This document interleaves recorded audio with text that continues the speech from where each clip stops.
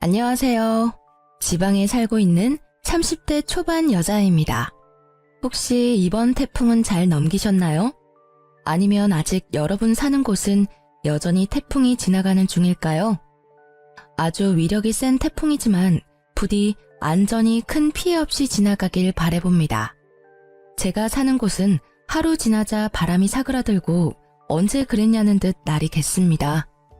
오늘 들려드릴 제 사연도 지금 날씨랑 비슷한데요.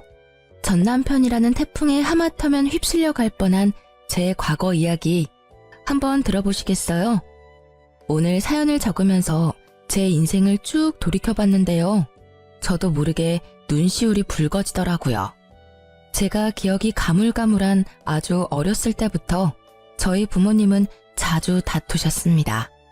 가정 불화는 주로 돈 문제였던 것 같습니다. 그러다 초등학생 때 아버지가 지병으로 돌아가시고 어머니는 기다렸다는 듯이 집을 나가셨습니다. 야속하게도 어린 저만 혼자 두고요. 아버지 장례식장에서 만난 친척들은 모두 악마 같았어요. 어린 제게 앞으로 고생길이 훤히 보인다는 둥 자기들은 절대 맡아서 키울 생각 없다며 못난 말도 면전에 대고 하셨었죠. 어린 제가 키워달라고 안겨붙을까봐 더 못되게 그랬을까요? 장례식 끝날 때까지 그 누구도 혼자인 제게 괜찮냐며 손 내밀어준 사람은 없었습니다. 홀로 아무도 없는 집에 돌아간 그날의 상처는 아마 영원히 지울 수 없을 겁니다. 부모님 두 분 다 재산이랄 게 크게 없는 집이었어요. 그런데 아빠의 부조금마저도 어린 제게는 허용되지 않았나 봐요. 그나마 막내하며 가깝게 지냈던 건 고모였는데요. 고모라는 인간은 제게 단돈 2만 원만 쥐어주고 부조금을 모조리 들고 사라졌습니다. 지금까지 죽었는지 살았는지 모릅니다. 어린 저는 경제 감각이 없으니 그때 고모가 쥐어준 2만 원이 되게 크게 느껴졌어요. 고모는 그래도 조금은 날 좋아하는구나 착각 들 만큼요. 하지만 금방 집에 먹을 것도 동나고 돈도 떨어진 저는 그렇게 며칠을 혼자 굶었습니다.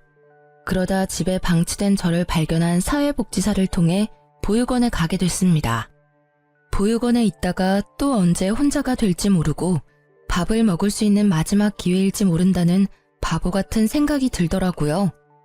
저는 보육원 첫날부터 역 친구들 밥까지 탐내며 허겁지겁 밥을 먹었습니다. 당연히 그곳의 친구들은 첫 만남부터 절 싫어했고 원장은 모두가 보는 앞에서 그런 제 뺨을 때렸던 기억이 나요. 그때 저는 본능적으로 세상은 저 혼자 헤쳐나가야 함을 깨달았습니다. 배를 골지 않으려면 내 인생은 나 스스로 구제해야 함을 깨달았죠. 그렇게 저는 보육원에서 고등학생 때까지 자랐습니다. 머리가 점점 클수록 원망도 많이 생기더라고요. 날 두고 죽은 아빠, 그리고 도망간 엄마, 나 몰라라 한 친척들에 대한 원망이요.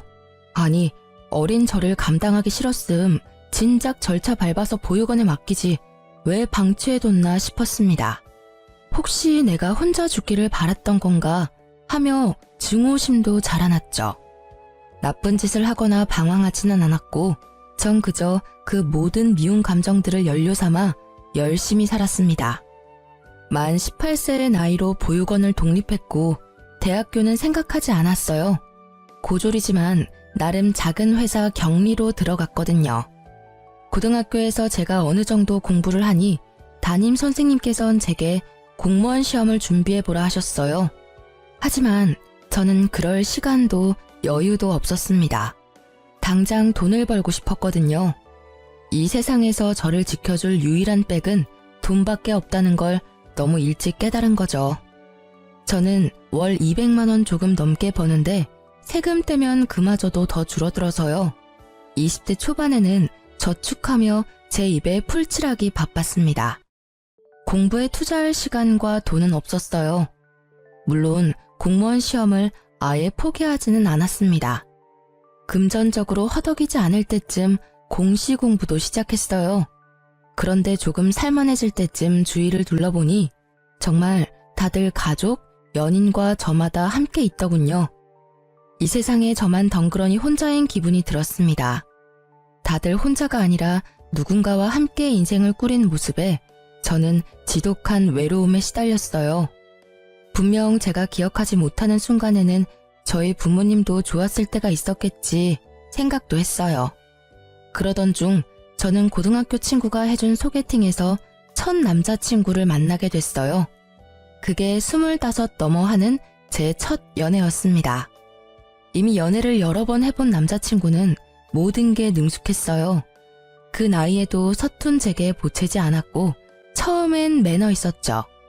하지만 사귈수록 발견하게 되는 그놈의 민낯은 추악했습니다. 술만 먹으면 망나니로 돌변하더군요.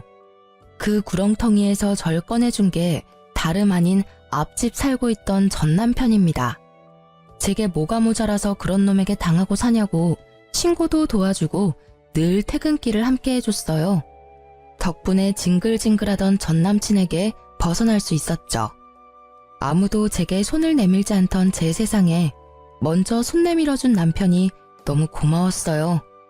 게다가 그 사람은 술, 담배는 입에도 안 댔어요. 심지어 직업이 공무원인 남자를 보며 저 역시 덩달아 학구열도 불타오르더라고요. 나름 새로운 꿈과 욕심이 생긴 저는 9급 공무원 시험을 준비했습니다. 그 당시 남자친구였던 남편도 잘 될 거라며 옆에서 많이 응원해줬어요. 그리고 지금껏 혼자 살아온 제 얘기를 듣고 본인이 겪은 일처럼 많이 아파했습니다. 자기는 혼자서 어떻게 그렇게 예쁘고 참하게 잘 컸어? 그동안 정말 고생 많았어. 앞으로는 내가 있으니까 걱정하지 마. 평생 자기 외롭지 않게 내가 지켜줄게.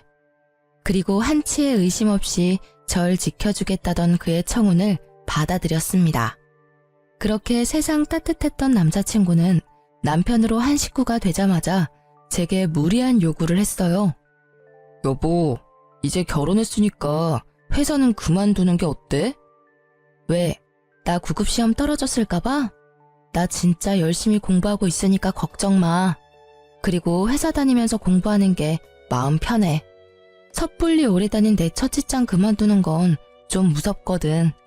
시험 합격하면 그만두려고. 뭔 소리야? 합격이라니. 설마 진짜 당신이 9급에 붙을 거라 생각하는 거야? 그게 무슨 뜻이야? 말 그대로야. 진짜 당신이 붙을 거라 생각하냐고. 아니 고졸에다 학원 한번 제대로 다녀본 적 없으면서 단번에 공무원 시험 합격 바라는 건 너무 꿈이 큰 거 아니야? 난 단지 당신 지금 회사 연봉이 너무 적어서 차라리 알바가 낫겠다는 말을 하고 싶었을 뿐이야. 우리 엄마 만두가게 알바생이 당신보다 돈 많이 받아. 그거 알고 있어? 첫 직장이자 지금껏 몸담아왔던 직장은 제가 고졸이라 승진은 꿈도 못 꿨습니다. 하지만 개미똥만큼이라도 매년 연봉이 오르더라고요. 힘든 코로나 시기에도 잘리지 않고 계속 다닌 것만으로도 감지덕지했습니다. 공무원 합격하기 전까지는 계속 그 회사를 다니고 싶은데 갑자기 남편은 다니던 회사를 당장 그만두라 하더군요. 저를 믿고 응원해줬던 연애 시절 남친은 사라지고 돌변한 남편은 고졸인 제가 공시에 어떻게 합격하냐며 비웃더라고요. 당신 말이 너무 심한 거 아니야? 나는 내 힘으로 구한 내 첫 직장, 월급은 적어도 만족하면서 다니고 있어. 듣다 보니 무시하는 것 같아 기분 나빠. 그리고 당신 내가 공무원 안 하길 바라는 눈치다? 안 하길 바라는 게 아니라 안 붙을 걸 예상하는 거야. 고졸인 네가 공시는 무슨 공시야. 헛꿈 그만 꾸고 돈 안 되는 회사는 얼른 그만둬. 그리고 말인데 우리 엄마 만두가게 장사 잘 되는 거 알지? 요즘 손이 모자라다는데 당신이 가서 일 좀 도우면서 배워봐. 그럼 우리 엄마가 당신한테 가게 선뜻 물려줄 수도 있잖아. 헛꿈? 말을 왜 그렇게 함부로 해? 결국 지금 나한테 회사 그만두고 어머님 가게 일 도우라는 거잖아. 나 당신 부인이야. 부탁도 아니고 명령하잖아. 이게 지금 뭐 하는 태도야? 제가 한 번도 지은 적 없는 불쾌한 표정을 짓자 남편은 적잖이 당황했습니다. 아니, 말이 헛나온 거야. 난 그냥 당신 비전도 없는 회사에서 개고생하는 게 싫어서 그랬지. 아무리 그래도 말이 어가 다르고 어가 다르지. 그래, 나 고졸이다. 고졸이 뭐가 어때서? 난 떳떳해. 내가 혼자 어떻게 졸업한 학교인데. 미안해. 일단 진정 좀 하고 내 말 좀 들어봐. 내가 요즘 엄청 스트레스 받아서 당신한테 나도 모르게 성질 부렸나 봐. 아니, 우리 엄마가 요즘 몸이 불편하다고 병원에 같이 가자고 자꾸 부르시잖아. 근데 당신도 알잖아. 나 업무 많아서 야근까지 하는데 엄마까지 케어하느라 요새 좀 몸이 힘들다. 그래서 당신한테 좀 부탁하려고 했는데 말이 삐뚤게 나가서 미안. 뭐? 어머니 아프셔? 어디가 아프신데? 그럼 그렇다고 나한테 진작 말을 하던가. 엄마 좀 챙겨달라는 부탁을 못해서 제게 못되게 군 남편이 미웠지만요. 생각해보니 요새 저도 바쁘다고 시모에게 연락을 못 드렸던 거예요.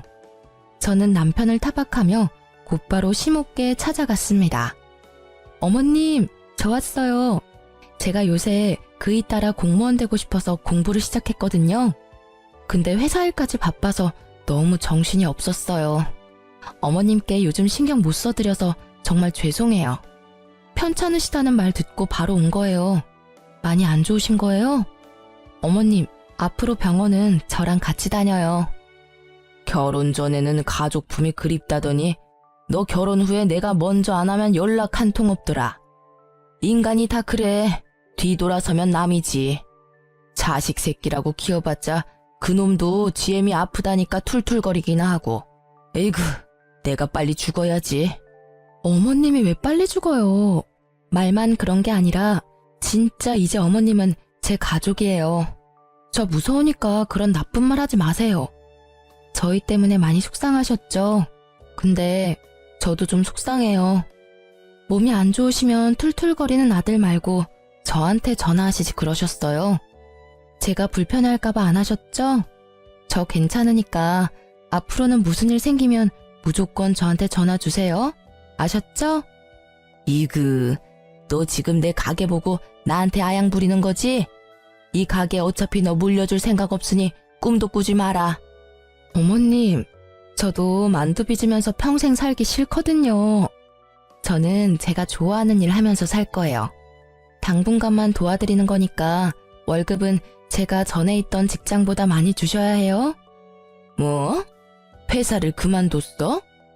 네, 저 회사 그만뒀어요. 글쎄, 쥐꼬리만한 월급이라고 남편이 바가지로 엄청 긁어대더라고요. 지는 뭐 벌면 얼마나 번다고? 혹시 나 때문이냐? 너 어떻게 들어간 회사인 거 내가 들어서 뻔히 아는데. 맞죠? 어머님, 그 사람 진짜 너무해요. 그러니까 저 남편보다 월급 더 많이 주셔야 해요. 사실 회사는 저 승진시켜줄 생각도 없는데 계속 붙잡고 있었던 것도 뭐 제 자격지심이죠. 제가 처음으로 이뤄내고 지켜낸 자리니까요. 하지만 지금 내려놓아도 저는 괜찮아요. 그 회사보다 전 어머님이 더 중요하거든요. 그 대신 저 꼭 어머님이랑 같이 지내면서 공시도 합격할 거예요. 뭐 그건 네가 하는 거에 달려있지. 처음엔 못된 말만 하는 시모 때문에 무척 속상했어요. 하지만 말만 퉁명스럽게 할 뿐이지 시모는 정말 따뜻한 분이셨어요. 결혼해서 남편과 함께 효도하겠다던 제가 그동안 무심했던 건 사실이었죠. 그래서 서운했던 게 생각 안 나게 시모께 더욱 잘해드리려 노력했습니다. 그렇게 저는 일주일에 한 번 시모 병원을 따라다니면서 평일에는 만두가게에서 일했어요. 저는 어머님의 재산이 얼마인지 그 작은 만두가게의 가치가 얼마인지 잘 몰랐는데요. 같이 지내다 보니 어머님이 꽤 여유가 있으신 분이란 걸 알았어요. 어머님께서는 원래 제 연봉을 물으시더니 딱 그 연봉의 2배는 좋게 넘게 주셨어요. 제가 하는 일이라곤 만두 빚는 것 뿐이었어요. 만두소는 어머님께서 직접 만들고 만두는 직원들과 함께 빚었습니다. 직원이 많아서 힘에 부치지도 않더라고요. 당일 만들어 당일 소진하는 만두는 오픈하자마자 매일 빠르게 품절됐어요. 그래서 저는 오전에 잠깐 근무하고 덕분에 공부할 시간도 많이 벌었습니다. 어머님도 저와 같이 지내다 보니 마음이 풀리셨는지 전보다 저와 엄청 사이좋게 지냈어요. 어머님은 제가 쉬는 날이면 매주 꼭 예쁜 만두를 빚어서 보내주셨어요. 아들 말고 며느리 먹으라고 손수 빚어주신 거였어요. 그리곤 어머님은 항상 덕담을 잊지 않으셨습니다. 예쁜 만두 먹고 예쁜 손주 보렴. 그건 살면서 처음 느껴보는 따뜻함이었습니다. 친엄마보다 시모가 더 엄마 같다는 생각이 들었어요. 남편이 제게 회사를 그만두라고 엄청 못되게 굴었었잖아요. 그 이후로는 자기 대신 어머니를 챙겨줘서 고맙다고 제 손을 꼭 붙잡고 울먹이며 말했습니다. 저번에 보졸이 어떻다니 당신 상처받게 해서 진짜 미안해. 정말 내가 이 은혜는 평생 안 잊을게. 당신이 엄마한테 해준 만큼 내가 2배, 3배 잘할게. 너무 고마워. 당신 덕분에 우리 엄마가 요즘 행복해 보이셔. 남편이 굳이 뭘 더 노력하지 않아도 어머님이랑 모녀처럼 지내는 시간이 저도 행복했어요. 더도 말고 덜도 말고 지금이 딱 행복하다 느꼈던 순간이었죠. 각자의 역할을 해내며 서로를 보살피는 가족 구성원. 그게 바로 제가 바라던 가족의 형태였어요. 그런데 제게 고맙다던 남편은 은혜를 갚겠다더니 그걸 원수로 갚더라고요. 연애 때부터 야근이 잦은 건 알고 있었지만 남편은 부쩍 더 늦게 들어오는 날이 많아졌어요. 심지어 야근하고 올 시간을 넘어 훨씬 더 새벽 시간에 술에 취해서 집에 들어왔죠. 술, 담배라고는 안 하던 남편이었는데 혹시 또 제가 모르는 괴로운 일이라도 있나 싶었습니다. 여보, 또 술 먹었어? 요즘 무슨 일이라도 있는 거야? 왜 이렇게 인사불성이 된 거야? 야, 너는 입맛 시집 자라서 호강하는 줄 알아. 뭐? 당신 지금 그게 무슨 말투야? 아, 이게 진짜 지가 뭐라도 되는 줄 아나? 야, 이리 와봐. 본 적 없는 얼굴로 비틀거리며 다가오는 남편 때문에 순간 온몸이 경직됐습니다. 저도 모르게 저리 가라고 남편을 세게 밀치자 남편은 그대로 그냥 뻗어서 자더라고요. 아무 일도 일어나지 않았지만 곧 무슨 일이라도 생길 것 같았어요. 저는 전 남친이 술 먹고 제게 폭력을 행사했던 트라우마 때문에 지금도 술 먹은 사람들 근처에도 안 갑니다. 그런데 가장 가까이 지내는 남편이 취객처럼 굴자 심장이 미친 듯이 뛰었죠. 게다가 남편은 술에 취해 그냥 자는 것도 아니었어요. 잠시라도 정신이 들면 꼭 큰 소리로 마누라 어딨냐고 고래고래 소리를 질렀죠. 아니면 밥 좀 차리라며 주정을 부렸어요. 여보, 잘못했어. 내가 마시고 싶어서 마신 게 아니라 회식 때문에 그런 거야. 다음날 술 깨면 남편이 회식 때문이라며 싹싹 빌어대서 한 번은 봐줬는데 그 뒤로도 계속 똑같은 문제가 반복됐습니다. 저는 가게 때문에 남편보다 일찍 출근하고 남편이랑 그 문제에 대해서 제대로 대화할 시간이 없더라고요. 그렇게 제가 얼렁뚱땅 넘어가니 점점 더 선을 넘는다 싶었죠. 저는 처음엔 술 취한 남편이 무서웠는데 몇 번 반복되니 점점 속에서 열불나서 참을 수 없었습니다. 야, 너만 소리 지를 줄 알아? 남편이 또 술에 취해 들어와 난동을 부리길래 전 똑같이 남편에게 소리를 질렀어요. 그러자 남편은 살벌한 얼굴로 식탁 위에 물잔을 잡더라고요. 그리고 남편은 제게 물을 뿌렸습니다. 유리잔은 그대로 싱크대에 던져버려서 깨졌고요. 저는 물에 젖은 생쥐꼴로 바들바들 떨며 어머님께 전화했습니다. 그때는 이상하게 경찰보다 시모가 더 먼저 떠오르더라고요. 제 연락에 택시를 타고 한달음에 달려온 어머님이었어요. 어머님. 아니, 너 괜찮냐? 잘밤에 머리가 다 젖었네. 어딨어? 내 며느리 울린 이 못난 놈 어딨냐? 어머님은 세상 모르고 잠든 남편에게 쌍심지를 켜시곤 다가갔어요. 어머님은 냉장고에서 꺼낸 물병 뚜껑을 열고 자는 남편에게 그대로 들이부으셨어요. 차가워. 누구야? 누구긴 네 애미다 이 썩을 놈아. 엄마. 냉수 마찰하니 지 애미는 알아보구나. 근데 왜 네 색시를 못 알아봐? 어디 술 취했으면 곱게 잘 것이지 내 며느리를 괴롭혀? 내가 또 술 먹고 실수했대요. 아니 당신은 그렇다고 지금 시간이 몇 시인데 엄마를 불러. 뭐? 또? 이따위로 인사불성된 게 한두 번이 아니었단 말이지? 너 이 자식 애미가 우스워? 어디 내 앞에서 큰 소리야? 아니 어디 너만 사회생활하냐? 응? 네 부인은 시모 뒷바라지 한다고 매일 얼마나 힘든 줄 알아? 사실은 어머님이 일을 덜 시키면 덜 시키셨지 저는 만두가게 일이 힘들지 않았거든요. 하지만 남편 앞에서 저를 두둔하기 위한 못된 시어머니를 자처하셨죠. 나도 모자라 너까지 부인을 괴롭히면 쓰냐?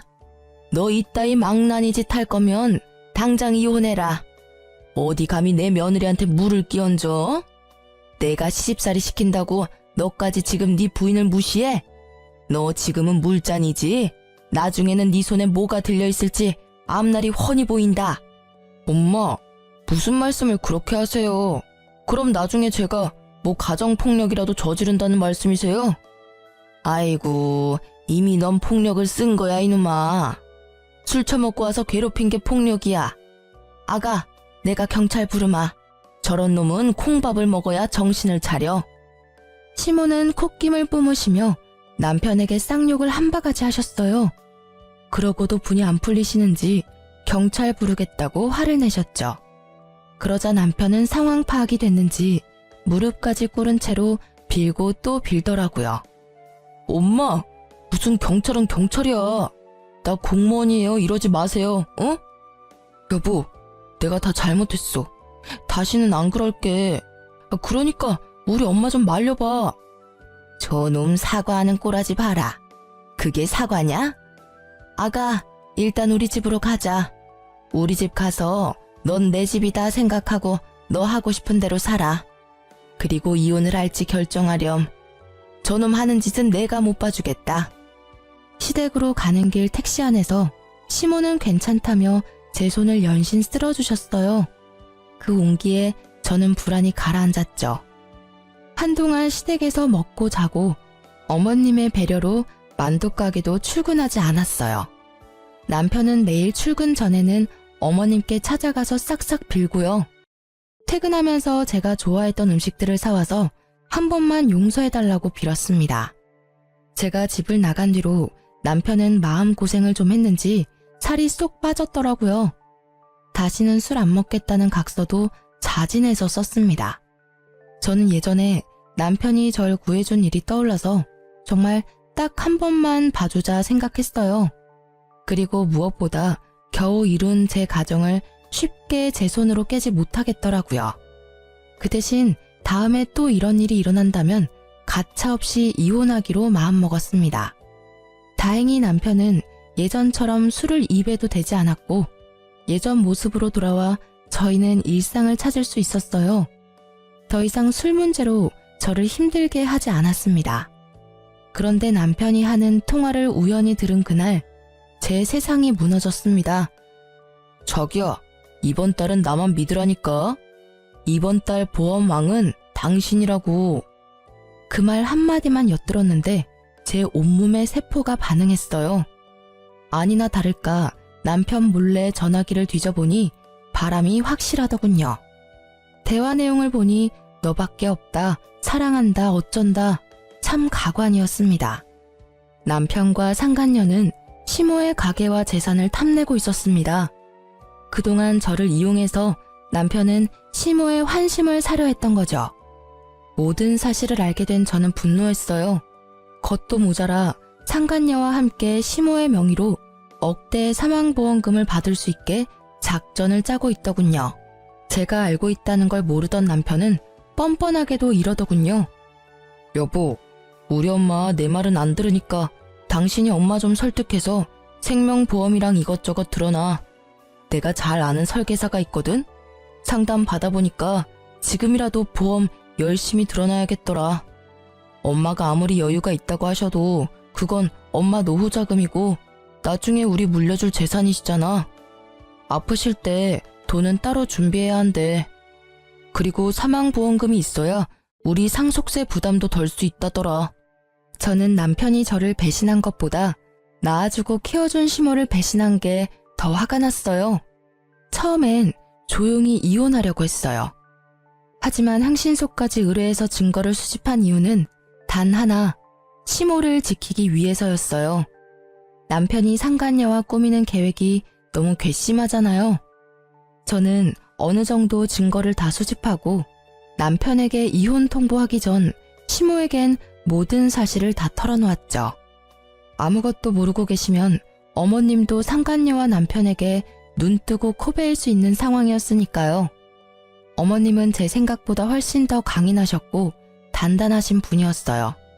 오히려 상처받았을 저를 더 걱정하셨죠. 비장한 얼굴의 시모는 제게 딱 한마디만 하셨어요. 아가, 비위상해도 조금만 참아라. 내가 다 해결하마. 어머님은 말씀 따라서 저는 가만히 있었어요. 그런데 도저히 남편과 한 집에 못 있겠더라고요. 이런저런 핑계를 대며 시댁에서 지냈어요. 그리고 대망의 참교육 날이 다가왔습니다. 어머님은 직원들 모두 휴가를 보내주시곤 보험에 대한 설명을 직접 듣고 싶다고 상간녀를 만두가게로 불렀습니다. 상간녀는 저와 비슷한 또래였습니다. 화장기 없는 저와는 다르게 아주 예뻤어요. 막상 마주하니 저는 제가 죄인도 아닌데 괜히 주눅이 들었죠. 그걸 눈치챈 어머님은 기죽지 말라며 제 등을 여러 번 쓰다듬어 주셨어요.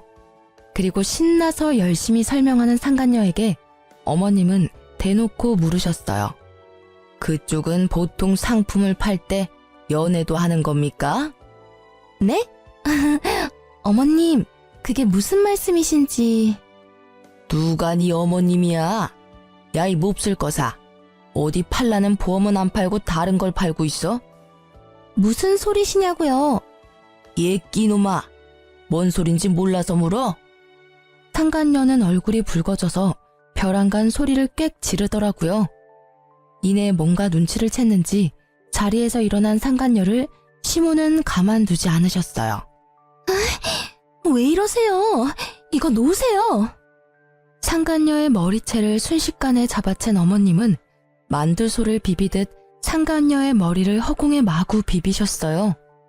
너, 네가 일하는 보험회사에 당장 같이 가자. 앞장서.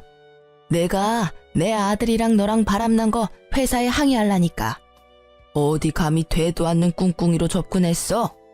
뭐 내 가게를 받아서 홀라당 팔아먹겠다고? 그것도 모자라서 내가 죽으면 그 돈으로 내 쓰레기 같은 아들이랑 호의호식하겠다고? 아니 인연 이거 상간녀 주제에 꿈도 크다. 근데 이거 어쩌나? 내가 대대로 장수하는 집안 딸이야. 내가 쉽게 죽을 것 같아? 어디 평생 내 시집살이나 하면서 같이 늙어볼 티어? 평소에 보지 못했던 어머님의 구수한 욕설에 저는 깜짝 놀랐어요. 상간녀는 무릎 꿇고 바닥에 엎드려 빌며 울더라고요. 화장이 눈물에 다 지워진 상간녀의 얼굴을 보자 저는 떳떳한 제 민낯이 더 예쁘다는 생각마저 들었습니다. 제발 회사에는 연락하지 말아주세요. 네? 제가 정말 하라는 대로 다 할게요. 지금까지 어떻게 올라온 자리인데요. 저 정말 개고생하며 살았다고요. 남자 하나 잘못 만나서 제 인생 망치기 싫습니다. 그리고 저 평소에 고객님들한테 딴 맘 안 품어요. 진짜 맹세코 이런 적 처음입니다.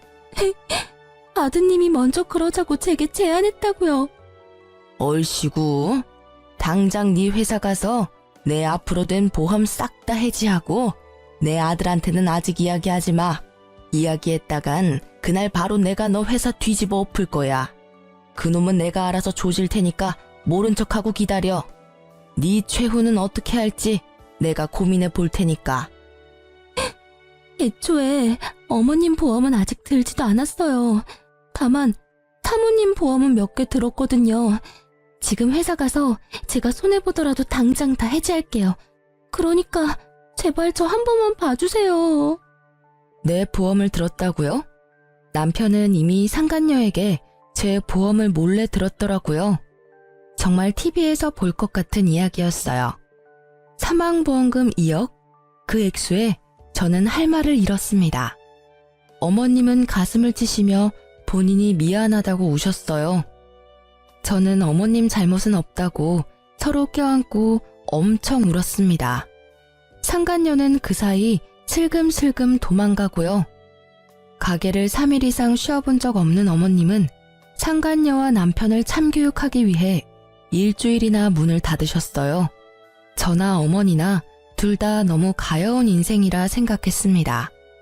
정신없이 저와 함께 우시던 어머님은 이럴 때가 아니라며 제게 정신을 바짝 차리라고 하셨어요. 그리고 남편에게 전화해서 다음 계획을 실행하셨죠.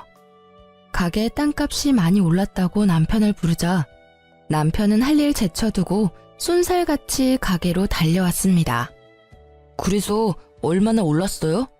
엄마 올랐을 때 파는 것도 나쁘지 않아요. 솔직히 엄마 이제 늙으셔서 앞으로 얼마나 장사하실 수 있을지 모르잖아요. 차라리 여기는 정리하고 우리 월세로 옮겨서 가게 다시 열어요. 네? 아무것도 모르는 남편은 싱글벙글한 얼굴로 가게 땅값이 얼마나 올랐냐고 묻더라고요. 아니, 떡 줄 사람 생각도 안 하는데 혼자 침까지 튀기며 흥분하는 남편 놈을 보는데 당장 멱살을 잡아 올리고 싶었어요. 하지만 꾹 참고 어머님의 행동을 지켜보기로 했죠. 그러자 어머님께서는 잡아먹을 듯한 표정을 하시곤 남편에게 이혼 서류에 도장을 찍으라 하셨어요. 이혼 서류다. 긴 말 말고 도장 찍어라. 너네 둘 갈라서 나 그동안 많이 참았다. 며느리 예쁘게 보려고 노력했어. 하지만 도대체 정이 안 가는 걸 어떡하니? 일도 곧잘 할 줄 알았는데 아직까지 혼자 만두 하나 제대로 못 빚어. 이런 애한테 내 가게를 맡길 바에 딴 사람한테 파는 게 낫지.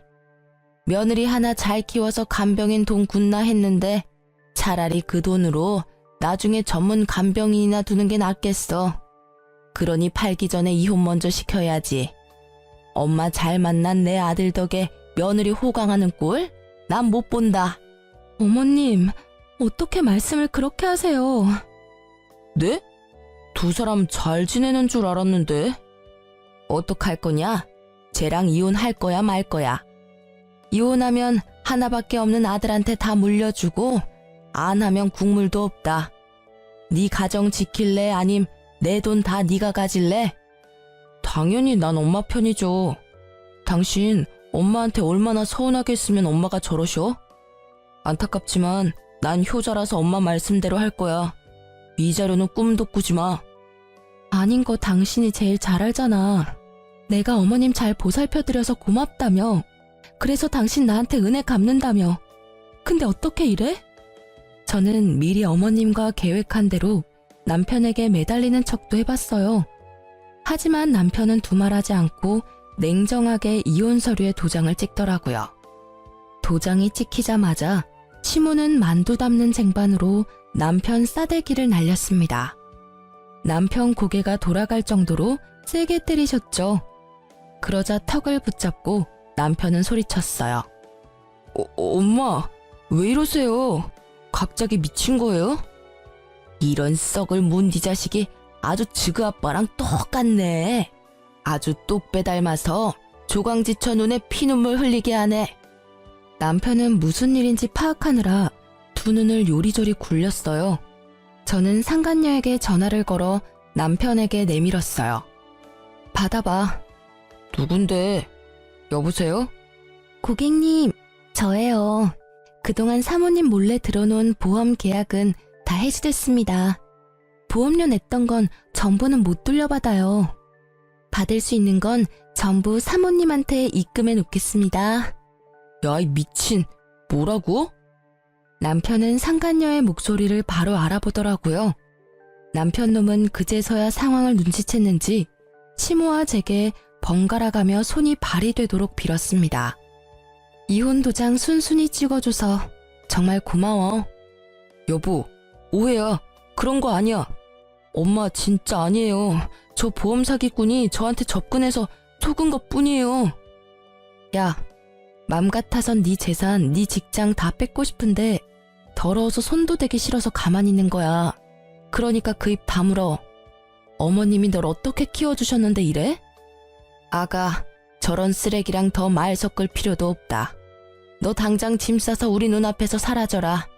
난 이제 아들 따위 없는 걸로 하마. 엄마, 왜 이러셔 진짜. 소미 네가 이제부터 내 딸 해라. 어머님, 내가 너 입양 절차 알아봤다. 자, 서류 받아라. 너도 마음의 준비할 시간이 필요할 테니 잘 생각해봐라. 이놈이랑 이혼하고 나한테 와. 내가 너 꽃길만 걷게 해줄 테니 이제부터 모든 재산 권리는 우리 소미한테 줄 거야. 어머니, 정신 차리세요. 노막 났어요? 얘는 피 하나 안 섞인 남이라고요. 너 엄마를 어떻게 구워 삶은 거야? 어머님의 폭탄 발언에 남편 놈은 눈을 희번덕거리며 제게 달려들었죠. 시모는 기다렸다는 듯 경찰에게 연락했어요. 여보세요? 거기 땡땡 경찰서죠? 여기 땡땡 만두집인데. 응, 나야 나 송 사장. 아, 웬 망나니가 와서 가게를 쑥대밭으로 만들고 있잖아. 얼른 와봐. 엄마, 누가 네 엄마야 이 자식아. 엄마가 어떻게 이래? 자식한테 어떻게 이러냐고. 남편을 혼내는 어머님의 몸이 미세하게 떨리는 걸 알고 저는 급하게 남편을 가로막고 말했습니다. 너야말로 자식이 어떻게 그래? 상간녀랑 보험 사기단으로 잡혀가고 싶지? 나도 모르는 보험 가입한 거 문제 안 될 줄 알았나 봐. 어머님 앞에서 더 추한 꼴 보이지 말고 얼른 꺼져. 남편 놈은 정말 땅을 치며 발악하더군요. 그래봤자 그놈에게 더 이상 남은 거라곤 아무것도 없었어요. 경찰이 오고 이댁 아드님 아니냐고 묻는데 어머님은 외면했습니다. 그래, 못난 내 아들 맞아. 데리고 있다가 정신 차리면 훈방 조치 부탁해. 가게에서 난동 부린 건 사실이니까. 기운이 다 빠진 남편은 더 이상 제게도 시모에게도 달려들지 않았습니다. 조용히 경찰을 따라가더군요. 너무 큰일을 겪으셔서 혹시나 쓰러지실까봐 저는 내내 어머님 곁을 지켰네요. 어머님은 아들에게 보여주기식이 아니라 정말 저를 입양할 계획이셨어요. 난 정말 소민이가 내 딸 같아.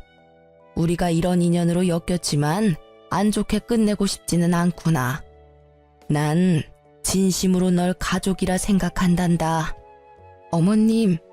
어머님 마음 저 잘 알아요. 누가 뭐래도 저 어머님 가족이에요. 저 사람이랑 이혼했더라도 여전히 어머님은 제 어머님이세요. 하지만 저 어머님 딸로 들어가면 저 사람이랑 남매인 거잖아요. 저 죽어도 그건 싫어요. 어머님이랑 저 서류상으로 아무 사이는 아니지만 가족같이 지내잖아요. 계속 지금처럼 지내면 안 될까요?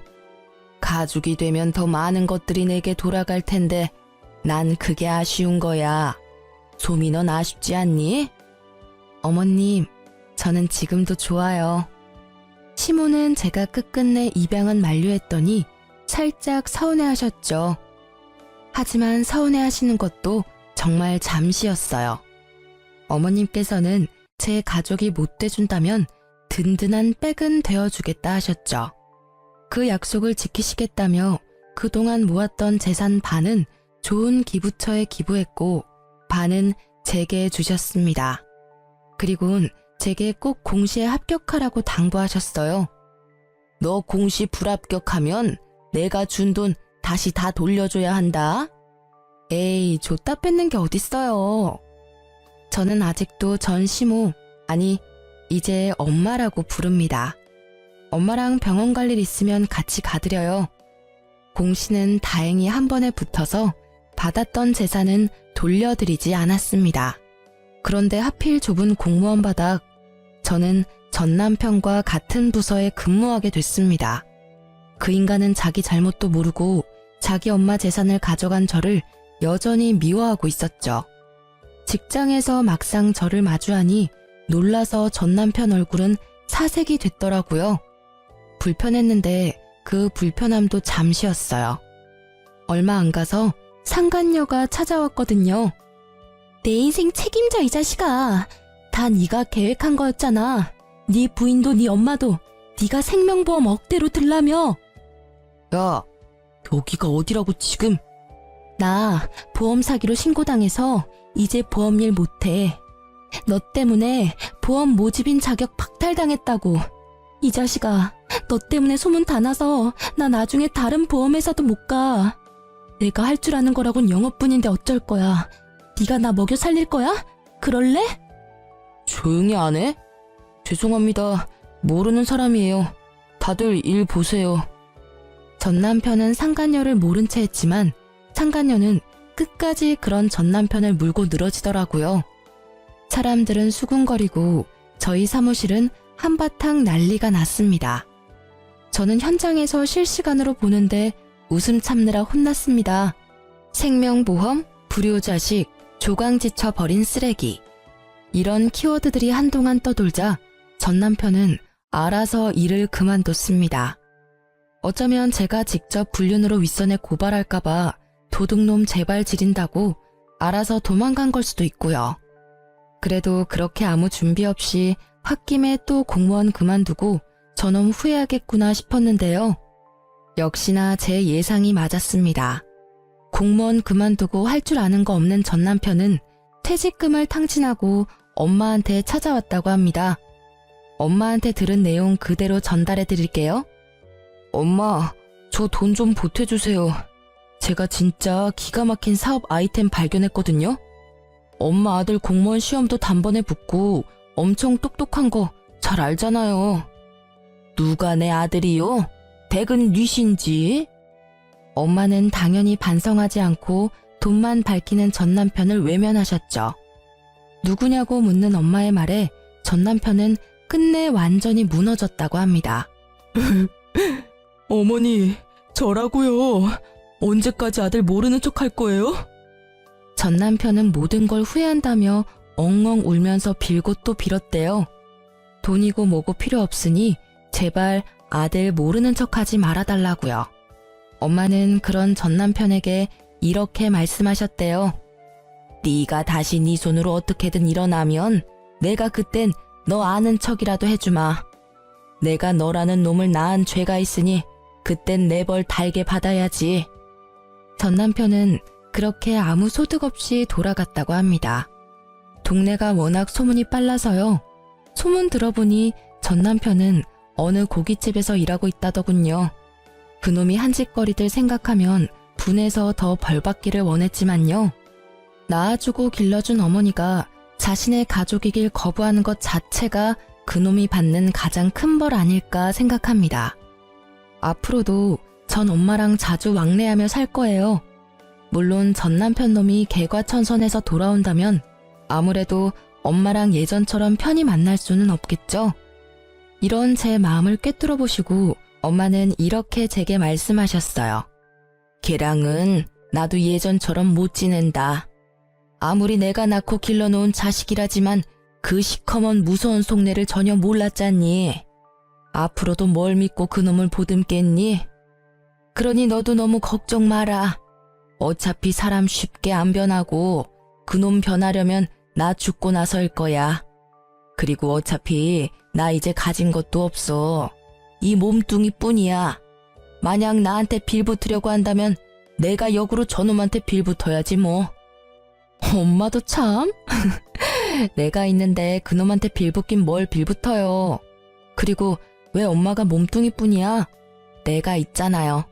진짜 섭섭하게 자꾸 그럴 거예요. 엄마는 내가 지켜요. 그래, 그러니까 그렇게 웃어. 울상 짓지 말고 나랑 웃으면서 살기로 약속했잖아. 그래서 저는 나중 일은 우선 나중에 생각하고 지금은 최선을 다해 엄마와 사랑하며 지낼 거예요. 가족이 없었던 제게 전 남편은 상처만 주었지만 결국 제 곁에는 진심을 나눈 엄마가 남았네요. 그리고 어렵게 붙은 공무원 일도 열심히 잘 해내고 있어요. 다들 제게 친절히 대해주시고 일도 점점 적응하고 있답니다. 지금까지 제 긴 사연 들어주셔서 감사합니다.